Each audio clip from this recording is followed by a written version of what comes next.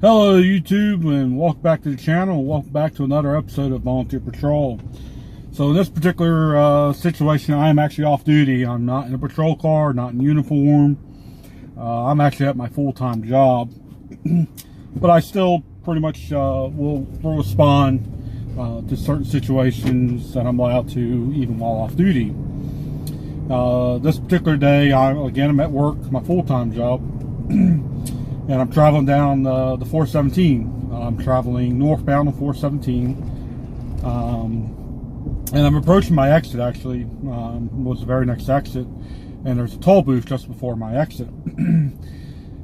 I happen to look to my left, coming through the toll plaza, and I see this car smoking. A lot of heavy smoke coming off of this car. And I'm paying attention to it, it's like, it couldn't tell, really pretty far away, couldn't really tell if it was, if the car was on fire, or if it was just, really bad exhaust smoke. So this car is coming at me, southbound, or they were traveling southbound, I'm traveling northbound, through the toll plaza. And as we get closer, I notice that it is actually fire. This vehicle is on fire, and it just traveled to the toll booth. I'm not sure if they even paid, because they actually went through the toll booth where there was people, or if you had the exact change, it wasn't the toll booth where it was the express lane, where you already have like an E-Pass or Easy Pass or something like that. So, I don't know if he was attempting to try to stop there or what, but he's on fire. He's fully engulfed. You can just see the flames pouring out from underneath his vehicle.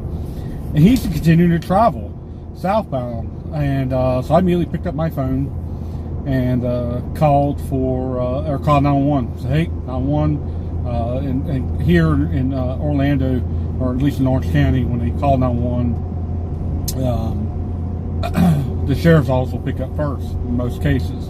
Once you explain that you have fire, then they will transfer over to fire rescue. So they transfer over to fire rescue, and I'm explaining, hey, ma'am, or to the dispatcher, said, you have a fully engulfed fire, or car fire. They're traveling southbound on the 417. I don't think they realize they're on fire. And fortunately, the dispatcher was kind of like, well, they haven't stopped yet? I said, no, ma'am. I said, I don't think they realize their car's on fire. I said, the whole underneath their car, it was completely engulfed. And she kind of goes, well, unfortunately, we're not able to dispatch any fire services yet, because where are we going to send them? I mean, yeah, they're on 470 now. They could get off at the next exit, so forth, so forth. And I was like, really? I said, that's, you're not going to send any firefighters? I said, because at this point, I mean, it is fully engulfed. And this guy's, the trail of smoke was just absolutely crazy. So basically, she said, and I told her at this point, I said, well, I'm going to go ahead and turn and get off this exit, get back on, and attempt to catch up to the vehicle. So I get off hang up with her, get off the exit, come flying down. And luckily, the way this intersection was, I just had to make a basically it looped back around and get right back onto the interstate. Thank goodness, right back on the toll road. Thank goodness. So it didn't take me very long to get back to where I last saw the vehicle, and I could actually see up ahead the smoke, the column of smoke. So okay, it looks like he may have realized he's on fire. I come hauling butt up there. Luckily, there wasn't a lot of heavy traffic yet. Cars were still kind of going on a fast rate. And I can see that I'm getting closer to the smoke column. At this point, it looks like he's stopped. And luckily, the kind of work that I do, I had a truck that has an emergency warning bar on it. But unfortunately, I was hauling a piece of equipment. So I had a trailer, and I had a large piece of heavy equipment on it. But I was, didn't have my patrol car, but I was glad I did have that. I wasn't in my personally owned vehicle. So I get up, and I get to just about maybe 100 yards or so from the vehicle, and I block off with the truck. I block off 2 or 3 of the lanes of 417. I believe it's 3 lanes. So I was able to block off 2, or actually the emergency lane where he actually pulled off. He actually was in the grass at that point. So I blocked off the emergency lane, and then the right 2 lanes, and put on my emergency lights that I had on the truck. And I get out, and immediately I'm asking people that are kind of sitting around, hey, is there anybody in the vehicle? Was he able to get out? And they said, yes, he's up ahead of the vehicle. At this point, I do believe I got back on the phone and said, hey, we do have the car has stopped. It is fully engulfed at this point, and we do believe everybody's out of the vehicle from what witnesses told me. And that I needed deputies to respond, or FHP, because I have blocked off 2 lanes due to the nature of the fire at this point. I mean, you can even see the license plate of the vehicle. That's how fully engulfed it got at that point. So they said, okay, we'll send you deputies. So I said, I'm in an agency vehicle that does have lights, but it's not a patrol vehicle.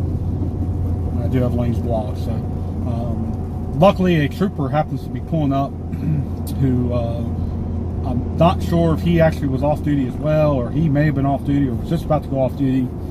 He was the same situation as me. He was traveling northbound on the 417 when he witnessed the vehicle. At this point, I think he said he was stopped.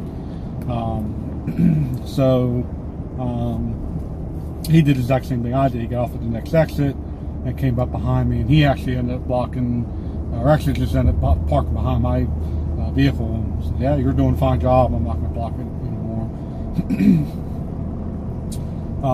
Again, we verified. At this point, I believe the driver came over, and he is now explaining that he knew his car was on fire when he entered the toll booth, but he was not able to stop. He said he had just recently had brake work done on the vehicle. I believe it was a Volkswagen, and just had brake work done on the vehicle at a shop the day before, or even at morning. And he believes that a failure occurred because of that and caused his vehicle to burst into flames. And he said he did know, but he was not able to slam on the brakes. He said the vehicle wouldn't stop. So I don't know what it sounds like to me. The brake fluid must have somehow, a brake line may have caught on fire, brake line wasn't connected and was dripping on something hot, manifold or exhaust, and thus caused the fire. I'm not sure, and even he didn't know, but something caused him not to be able to stop. And I believe the only way he was able to stop was actually to pretty much, that's when he drove it into the soft dirt and grass on the median, and was able to apply his emergency brake, and was able to finally come to a stop and get out of the vehicle. So everybody was alive. There was nobody else in the vehicle. It was just the driver. Several state troopers came, fire department came. They were able to quickly put the flames out. And just an amazing sight to see a fully engulfed car driving towards you, going south on the opposite side, fully engulfed in flames. It's just an amazing sight. And then for the fire department to go, sorry, we can't dispatch anybody because we don't know where to send people. And I said, well, they're going to be southbound on this 417 somewhere. I said, at some point the car's not going to run anymore, but unfortunately, it'd be like a wild goose chase. So hope you guys like that story. Give me a thumbs up, subscribe, and we'll catch you on the next one.